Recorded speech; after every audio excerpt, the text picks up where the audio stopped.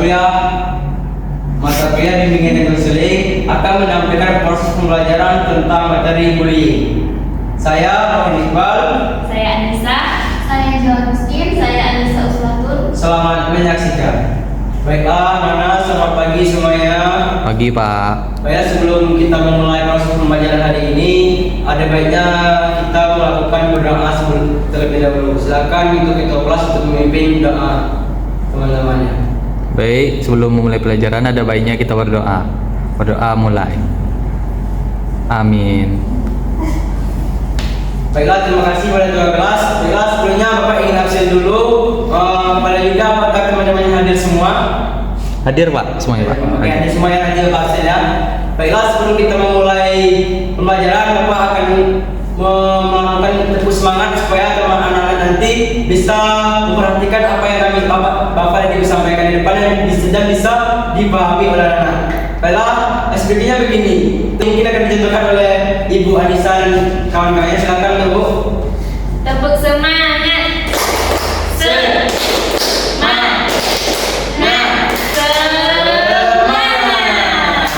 Nah, jadi itu SPP kita pada pagi hari ini.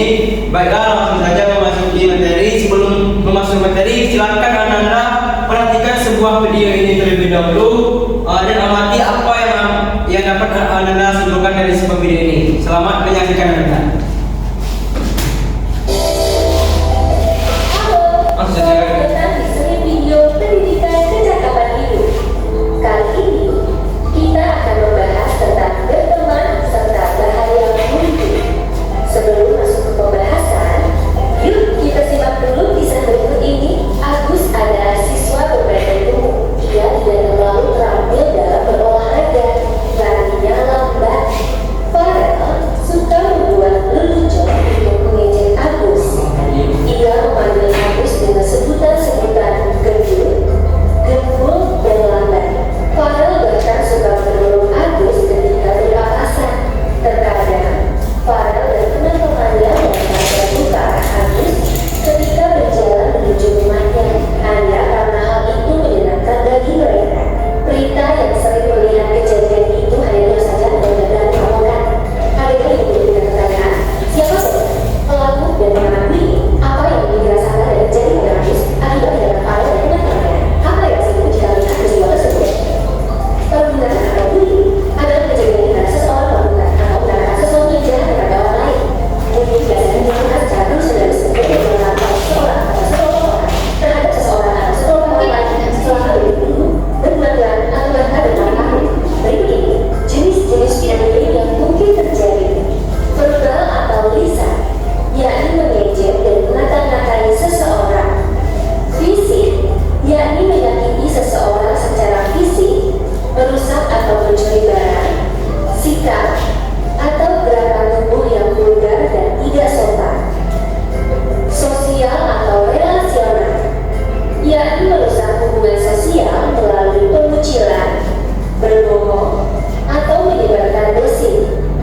Mengancam, yakni membuat seseorang merasa takut, terintimidasi, atau membuat mereka melakukan hal-hal secara terpaksa. Baik, itu sedikit singkat tentang video penjelasan dari bullying, bahwa bullying ini terbagi jadi 4 jenis. Yang pertama ada bullying verbal, fisik, sosial, dan ancaman. Nah, baik, untuk materi lebih jelasnya akan dijelaskan oleh Bapak dan juga Ibu-ibunya nanti. Selamat menyaksikan dan Bapak harap bisa anak-anak simpulkan dari apa yang kami sampaikan nanti. Baik, untuk materi pertama mungkin akan disampaikan oleh Ibu Anissa dan dilanjutkan oleh Ibu lainnya. Nah, baiklah, di sini Ibu akan menjelaskan apa sih itu bullying. Bullying adalah suatu tindakan atau perilaku yang dilakukan dengan cara menyakiti dalam bentuk fisik, verbal, atau emosional psikologis oleh seseorang atau kelompok yang merasa lebih kuat kepada korban yang lebih lemah fisik atau mental secara berulang-ulang tanpa perlawanan dari korban tersebut. Baiklah, itulah yang dapat disampaikan. Selanjutnya yang akan disampaikan oleh Ibu Angel. Saya juga akan melanjutkan pemaparan materi dari Bu Anissa, yaitu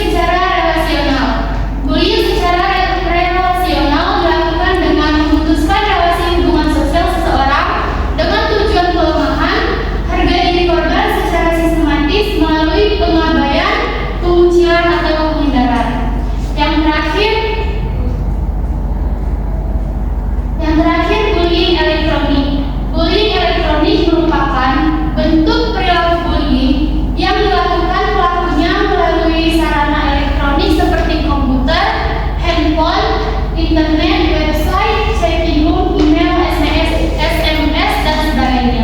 Baik, untuk materi selanjutnya yang akan dilanjutkan oleh Ibu Anissa. Di sini saya akan melanjutkan merupakan materi dari Ibu Angel, yaitu sebab-sebab munculnya perilaku bullying. Yang pertama itu bullying terjadi karena tradisi turun-temurun dari senior. Lalu yang kedua yaitu keinginan untuk balas dendam karena dulu pernah mendapatkan perlakuan yang sama. Lalu yang ketiga yaitu perasaan ingin menunjukkan kekuasaan dan kekuatan. Lalu yang keempat yaitu kecewa karena orang lain tidak berperilaku sesuai dengan yang diharapkan. Lalu yang kelima yaitu dorongan untuk mendapatkan kepuasan. Lalu yang keenam yaitu dianggap menghina atau mengganggu kelompok tertentu. Selanjutnya yaitu dampak negatif bullying bagi orang yang menjadi korban. Yang pertama yaitu terganggu fisiknya seperti cedera, terluka, sakit, dan sebagainya. Lalu yang kedua yaitu tertekan kejiwaannya seperti takut, cemas, rasa tidak nyaman, resah, tertekan, dan gejala tekanan psikis lain. Lalu yang ketiga yaitu pergaulan sosial terganggu seperti minder, menyendiri, grogi, pendiam, dan tertutup. Lalu yang keempat yaitu terganggu prestasi belajarnya seperti nilai jelek, tidak konsentrasi belajar, lupa mengerjakan tugas, sampai menurunnya ranking atau tidak naik kelas. Selanjutnya akan disampaikan oleh Pak Rohim. Baik, di sini Bapak akan melanjutkan materi dari Ibu tadi yaitu tentang bagaimana sih cara mencegah ataupun melawan dari bullying ini. Di sini Bapak akan menjelaskan 6 cara untuk mencegah dari bullying ini. Yang pertama yaitu hindari membawa ataupun memakai barang-barang mahal atau uang yang berlebihan. Nah, di sini yaitu ketika kita mempunyai barang-barang yang berlebihan itu hindari karena kita ini manusia, jadi kita punya ada kecemburuan sosial antara peserta didik. Nah, kemudian yang kedua itu jangan sendirian, terutama di tempat sepi. Yang ketiga itu hindari cari gara-gara dengan perilaku bullying. Dan yang keempat itu jangan berada di dekat orang-orang yang suka melakukan tindakan bullying atau berada di sekitar mereka.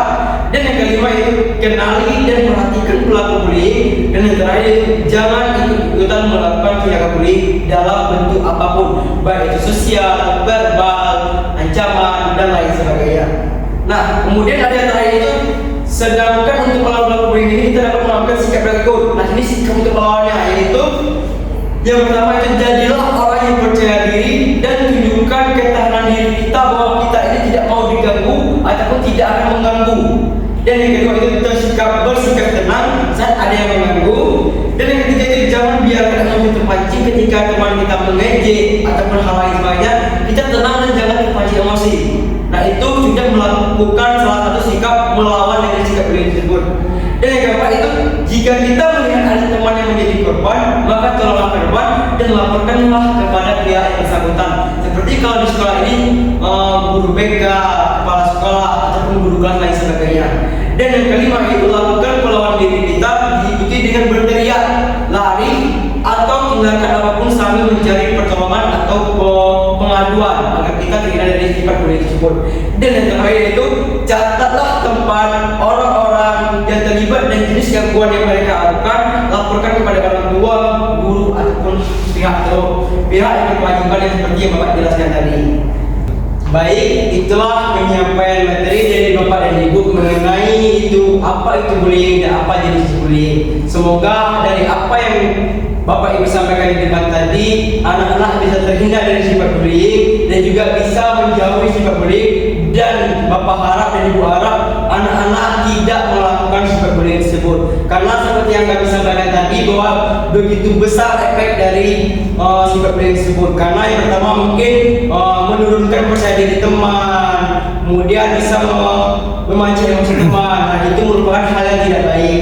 Jadi Bapak harap anak-anak bisa terhindar dan juga tidak melakukan sifat bullying. Baik, mungkin cuma itu yang dapat Bapak Ibu sampaikan. Lebih dan kurangnya mohon maaf karena Bapak Ibu ini juga manusia biasa. Kami tutup dengan wassalam.